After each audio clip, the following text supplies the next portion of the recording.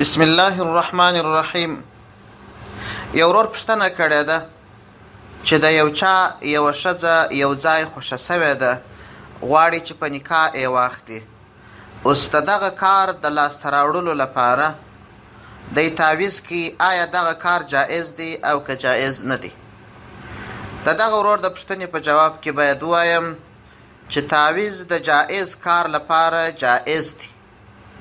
3 شرطونه ابن عابدین په 5م جلد صفحه 242 او عمدة القاری 5م جلد صفحه 654 کې لیکلي دي. دا 3 شرطونه که پکښې موجود وه او د جایز کار لپاره وو، تعویض کول جایز دي.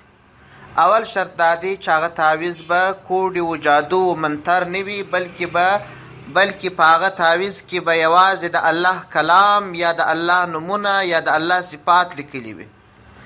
دوهم شرط دا دی چې دغه تعویض به په عربي ژبه یا په داسې الفاظو چې معنا یې معلومه وي. او دریم شرط دا چې دغه تعویض کوونکي به د تعویض مؤثر بالذات نه بولي، بلکې اصلا کار به په الله باندې بولي، دا به یو وسیله بولي. ابن عابدین 5م جلد صفحه 242، عمدة القاری 5م جلد صفحه 654. همدغه مساله یا دې ته ورته آپ کا مسائل اور ان کا حل په 2م جلد صفحه 499 کې را نقل کړې ده.